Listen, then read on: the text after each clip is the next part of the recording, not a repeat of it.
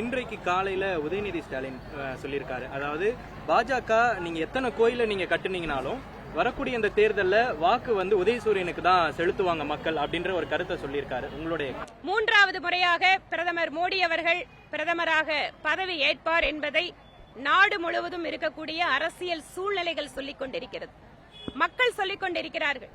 அதனால்தான் நடந்து முடிந்த சட்டப்பேரவை தேர்தலில் எல்லாம் நீங்கள் பார்த்தீர்கள் என்றால் 20 வருடம் தொடர்ச்சியாக ஒரு கட்சி ஆட்சி செய்தாலும் கூட திரும்பவும் பாரதிய ஜனதா கட்சிக்கு வாய்ப்பு கொடுத்திருக்கிறார்கள்.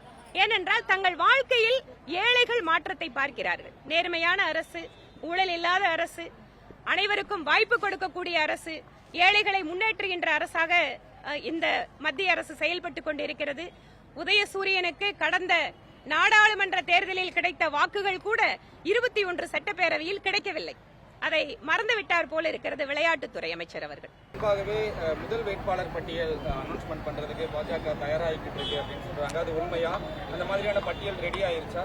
இதற்கு முன்பாக முதல்ல சத்தீஸ்கர் மாநிலத்துல தான் அந்த தேர்தல் தேதி அறிவிக்கிறதுக்கு முன்பாகவே சத்தீஸ்கர் முதல்ல ஆரம்பிச்சோம். அதுக்கப்புறம் மத்திய பிரதேஷ், ராஜஸ்தான் எல்லா இடத்துலயும் வேட்பாளர்கள் பட்டியல தேர்தல் தேதிக்கு முன்பாகவே பாஜக அறிவித்தது. அதுபோல ஒருவேளை நடப்பதற்கும் பாராளுமன்ற தேர்தலுக்கு வாய்ப்பு இருக்கிறது. கடந்த முறை அதிமுக தலைமையிலாக இருக்க பல்வேறு கூட்டணி கட்சிகள் அங்கமச்சது. ஆனா இந்த நாடாளுமன்ற தேர்தலுக்கு அதிமுக மட்டும் தனியா இருக்கிறாங்க. கூட்டணியில இருந்த அத்தனை கட்சிகளும் பாஜகவோட பேச்சுவார்த்தை நடத்திட்டு இருக்காங்க. இதன் மூலமா அதிமுக தனித்து விடப்பட்டிருக்கா? நீங்க இன்னும் ஒரு கொஞ்ச காலத்துக்கு இதை நீங்க பொறுத்துதான் ஆகணும். ஏனென்றால் ஒவ்வொரு அரசியல் கட்சியும் அவர்களுடைய கூட்டணி கணக்குகள், கூட்டணி யார் கையில அவங்க சேரணும் அப்படிங்கறதுக்காக பல்வேறு பேச்சுவார்த்தைகள் பல மட்டங்கள்ல நடத்திட்டு இருக்காங்க. இந்த நேரத்தில் அந்த மாதிரியான தகவல்களை சொல்வது அப்படிங்கிறது சரியா இருக்காது.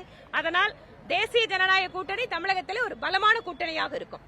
எத்தனை சீட்டுகள் நீங்க இந்த முறை எத்தனை சீட்டு வாங்குறது, யார் யார் வேட்பாளர், இதெல்லாம் எங்க கையில் இல்லைங்க. அதெல்லாம் தலைமை முடிவெடுக்கும். அதிமுக கூட்டணியோடு இணக்கமா தான் இருக்கீங்களா? கூட்டணி பேச்சுவார்த்தைகளா எப்படி போய்கிட்டு இருக்கு? அவங்கள நான் தான் சொல்லிட்டேனே, கூட்டணி பேச்சுவார்த்தைகள் நடக்கிற விஷயத்தெல்லாம் வெளிப்படையா உங்ககிட்ட சொல்ல முடியாது. தேசிய அரசியல்ல எதுவும் நடக்கும் எது நடக்காதுன்னு சொல்றதுக்கு எதுக்கும் வாய்ப்பே கிடையாது. அதனால பாப்போம். இண்டி கூட்டணின்னு ஒன்னு ஆரம்பிச்சாங்க. எல்லாரும் ஒன்னா சேர்ந்து ஒவ்வொரு மாநிலமா போய் டீ சாப்பிட்டாங்க, டிபன் சாப்பிட்டாங்க. இன்னைக்கு ஒவ்வொருத்தரும் எங்க கிட்ட வந்துட்டு இருக்காங்க.